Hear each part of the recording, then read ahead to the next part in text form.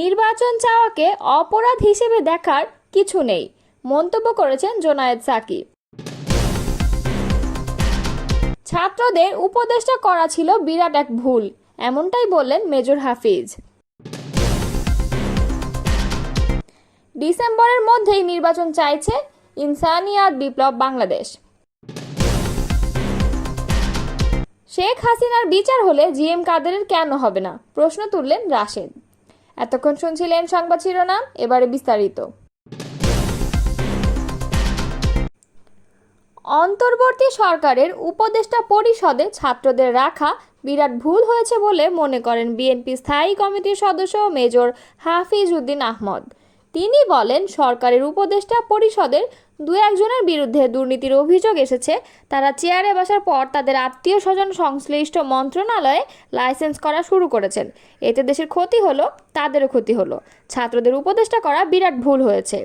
রোববার দুপুরে জাতীয় প্রেস ক্লাবে জিয়াউর রহমানের ৪৪তম শাহাদাত বার্ষিকী উপলক্ষে মুক্তিযোদ্ধা দল আয়োজিত আলোচনা সভায় তিনি এসব কথা বলেন।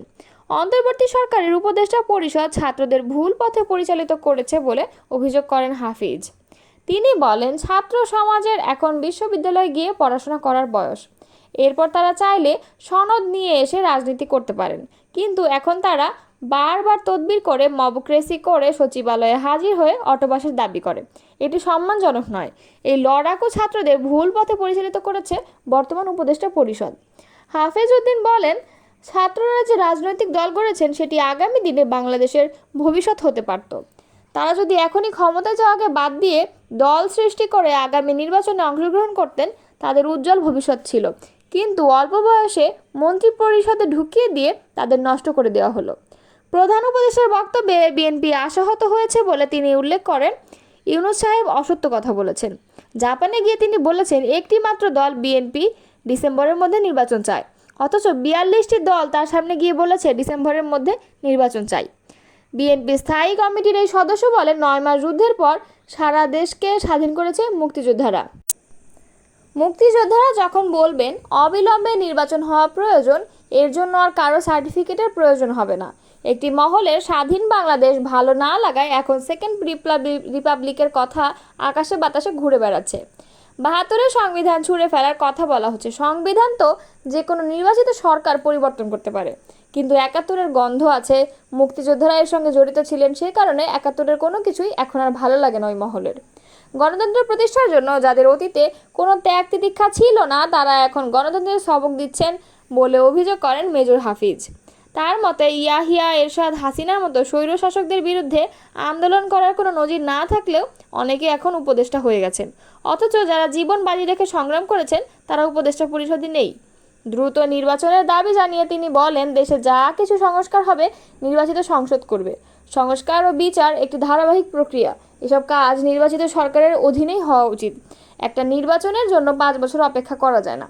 গণতন্ত্রকে ব্যাহত না করতে অন্তর্বর্তী সরকারের উচিত সর্বোচ্চ সতর্কতা অবলম্বন করা।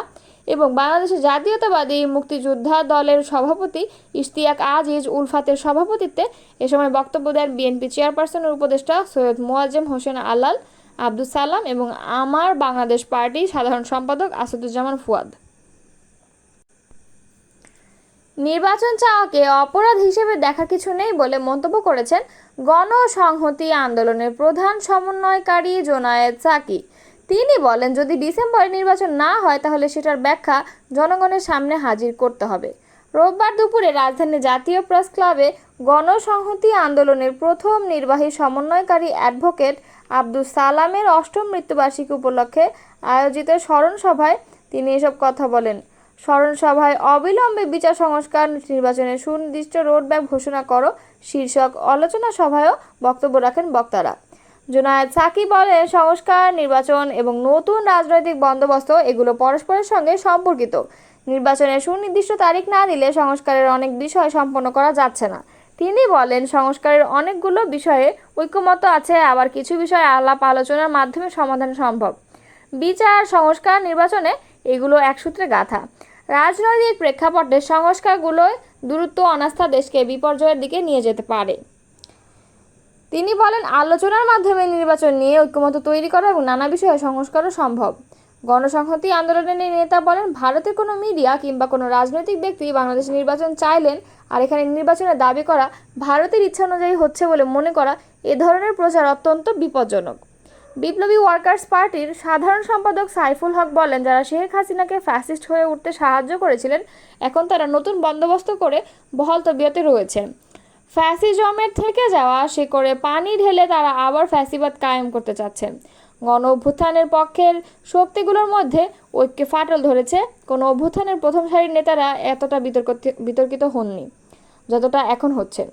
তরুণেরা অনাকাঙ্ক্ষিত কাজে জড়িত হয়ে পড়েছেন, যা লজ্জাজনক। এবি পার্টির সভাপতি মুজিবুর রহমান মঞ্জু বলেন, বিএনপিকে বলেছিলাম জাতীয় অধিকারের প্রশ্নে আপনারা ঐক্য গড়ে তুলুন। সরকার আমাদের ঐক্যবদ্ধ রাখতে পারেনি, রাজনৈতিক দলগুলোকে নির্দিষ্ট রোডম্যাপ দিতে পারেনি। আমাদের ঐতিহাসিক সুযোগ আমরা যেন নষ্ট না করি। সভায় আরও বক্তব্য দেন রাষ্ট্র সংস্কার আন্দোলনের প্রধান সমন্বয়ক অ্যাডভোকেট হাসনাত কায়ুম, জেএসডির সাধারণ সম্পাদক শহীদুদ্দীন মাহমুদ এবং রাজনৈতিক পরিষদ সদস্য দেওয়ান আব্দুর রশিদ নীলুসহ অন্যরা। জাতীয় পার্টির রাজনৈতিক কার্যক্রম নিষিদ্ধ, জিএম কাদের সহ ফ্যাসিবাদের সহযোগীদের গ্রেপ্তারের দাবিতে বিক্ষোভ মিছিল ও সমাবেশ করেছে ঢাকা মহানগর দক্ষিণ গণ অধিকার পরিষদ। এ সময় বরিশালে গণ অধিকার পরিষদের নেতাকর্মীদের উপর জাতীয় পার্টির হামলার প্রতিবাদ জানানো হয়। রবিবার বিজয়নগর পানির ট্যাঙ্কি আল রাজি কমপ্লেক্সের সামনে বিক্ষোভ সমাবেশ শেষে মিছিল নিয়ে পুরনো পল্টন মোড় ঘুরে জাতীয় পার্টির অফিসের সামনে থেকে প্রদক্ষিণ করে আল রাজি কমপ্লেক্সের সামনে এসে শেষ হয়। এতে প্রধান অতিথির বক্তব্যে গণ অধিকার পরিষদের সাংবিধানিক সম্পাদক মোহাম্মদ রাশেদ খান বলেন, শেখ হাসিনার বিচার হলে জিএম কাদেরের কেন বিচার হবে না? আওয়ামী লীগের মতো জাতীয় পার্টির সাংগঠনিক কার্যক্রম নিষিদ্ধ ও নিবন্ধন স্থগিত করতে হবে। এবং তিনি বলেন, দেশের গণতন্ত্র হত্যার জন্য হাসিনা যেভাবে দায়ী ঠিক একইভাবে জিএম কাদেরও দায়ী। জিএম কাদেরের নামে মামলা হলেও তাকে কেন গ্রেপ্তার করা হচ্ছে না? উপদেষ্টা পরিষদ বা সরকারের কে জাতীয় পার্টিকে পৃষ্ঠপোষকতা করছে?